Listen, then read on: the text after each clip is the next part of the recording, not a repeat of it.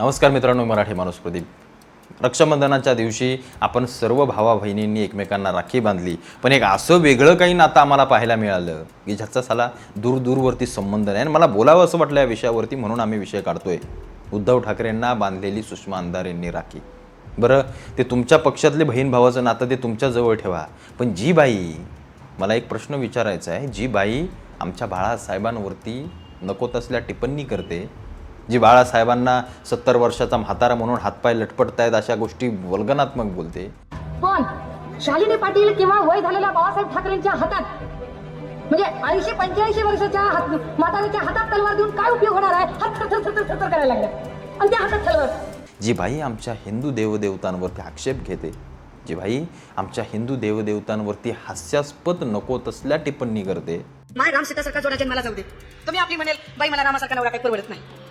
7 महिन्याच्या अगोदर सीता महिला तो जंगलात सोडून देतो, असा नवरा कुणाला चालेल जो बरोबर बायकोला जंगलात सोडून देईल आणि अक्षय माणसाच्या सांगण्यावरून बायकोवरती संशय घेईल? बरं, विशेष रामायण बघणारे, ऐकणारे, सांगणारे, रामायणावर मालिका बनवणारे किंवा रामायण ही मालिका मिटक्या मारत बघणारे, यांच्यापैकी एकाच्याही मनात हा प्रश्न निर्माण होत नाही की रामाच्या मनात शंका आली एका क्षय माणसाच्या, मी जाणीवपूर्वक जातीचे उल्लेख करते, एका क्षय माणसाच्या सांगण्यावरून रामाच्या मनात शंका आली की 14 वर्ष सीता तिकडे एकटी होती, परंतु काय तशी शंका कधी सीतेच्या मनात आली नसेल का? रामराम, काय मला एकटीलाच विचारता बरं सारखं सारखं की 14 वर्ष तिकडे होतीस, एकटी होतीस? अहो रामराम, 14 वर्ष मी इकडे लंकेत असताना तुम्ही पण तिकडे जंगलात शबरीसोबत उष्टेबोरं खात फिरतच होतात की, मग तुमचं काही कुठं हमने तुमको देखा तुमने हमको देखा, रामराव कुछ हुआ की नाही? सीता प्रश्नच विचारत नाही, किंबहुना स्त्रियांनी प्रश्न विचारू नये याचा एक सूचक संकेत या सगळ्या महाकाव्यात दिलेला असतो। म्हणजे इथल्या स्त्रियांना शूद्रांपेक्षा सुद्धा अतिशूद्रांची वागणूक देण्याचा जो रिवाज त्या रामाने घालून दिला तो राम आम्ही मानणार नाही, ते रिअल हिंदुइझम मध्ये सांगतो। मी कृष्णाला मानणार नाही। काय करायचा प्रश्न? बायकांचे कपडे पळवायचा, बायका आंघोळीला बसल्या तर त्यांना चोरून बघायचा, बायका कुठे काही बाजार बिजारला गेल्या तर त्यांना छेडायचा, आणि ती बाईच्या हातून आमचे उद्धव साहेब ठाकरे जे स्वतःला हिंदुत्ववादी म्हणून समजतायत, बरं, बाळासाहेब ठाकरे म्हणजे हिंदुत्ववादी शेर वाघ असं म्हणायला काही हरकत नाही, आणि त्यांच्या पोटी जन्म घेतलेला मुलगा, बरं, त्यांच्याच वडिलांवरती आक्षेप करणारी बाई, तिच्याच हातून उद्धव ठाकरे साहेब राखी बांधून घेत आहेत आणि हसतायत आणि बाकी सगळ्या गोष्टी, म्हणजे बोलायला शब्द नाहीत या सगळ्या गोष्टींमध्ये। आणि जे राज ठाकरे आजपर्यंत आम्ही म्हणत होतो की महाराष्ट्रामध्ये काहीतरी करतील, ते राज ठाकरे आज मराठीच्या मुद्द्याखाली आमच्या उद्धव ठाकरेंसोबत गेलेत। बरं, याच राज ठाकरेंनी खासदारकीच्या निवडणुकीमध्ये काहीतरी व्हिडिओ दाखवून त्या सुषमा अंधारेची काहीतरी काढली होती, तुम्हाला आठवत असेल तर, ठाण्याच्या त्या सगळ्या श्रीकांत शिंदेच्या तिथे कुठेतरी, बहुतेक मला तरी तेवढं माहीत नाही आहे। एकच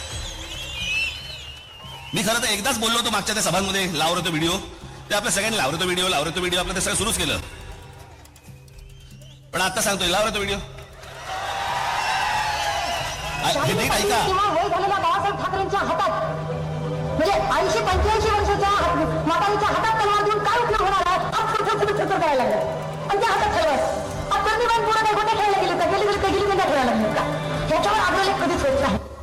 परत लाव।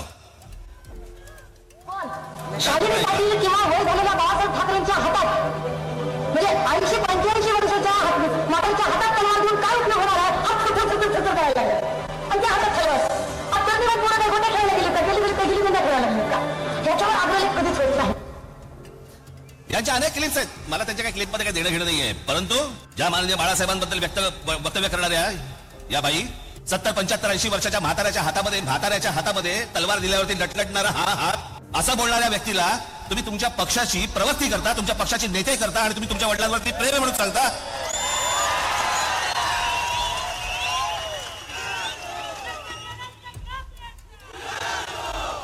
ज्या छगन भुजबळांनी माननीय बाळासाहेबांना अटक करण्याचा प्रयत्न केला होता, त्या छगन भुजबळांबरोबर तुम्ही बाहेर पडल्यावरती, भाजपवरनं फारकत घेतल्यावरती एका मंत्रिमंडळामध्ये तुम्ही मांडीला मांडी लावून बसता, तेव्हा वाटत नाही की माझ्या वडिलांना अटक करायला लावणार हा माणूस याच्यावर मी बसणार नाही? वाटलं नाही तेव्हा?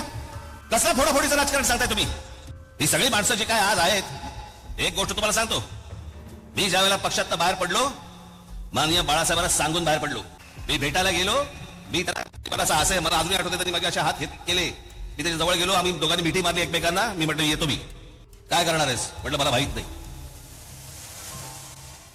पण एक निश्चित मनात होतं, माननीय बाळासाहेब ठाकरे सोडून कोणाच्याही हाताखाली काम करणार नाही।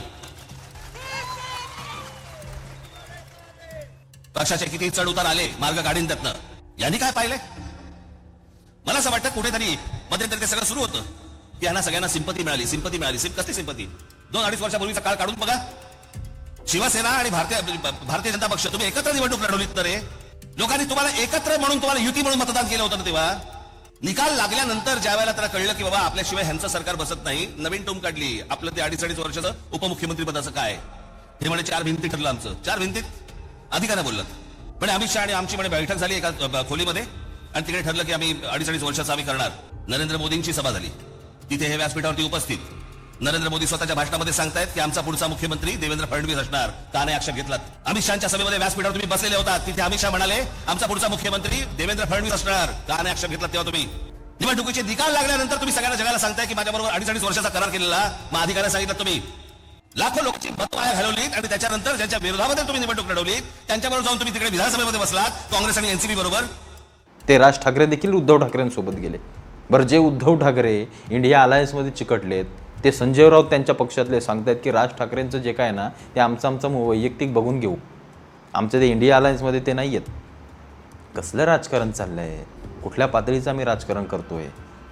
सुषमा अंधारे ज्यांनी आमच्या बाळासाहेबांवरती आक्षेप घेतले, नको तसल्या टिप्पण्या केल्या, आमच्या हिंदू देवदेवतांचे अपमान केले.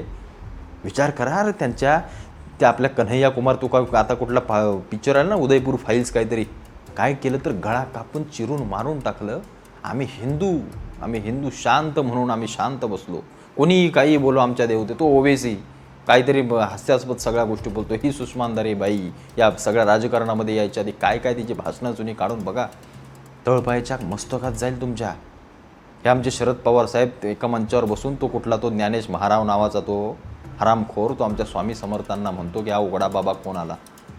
त्या सगळ्या गोष्टी आम्ही सहजपणे विसरून जातो. आम्हाला समजत नाही.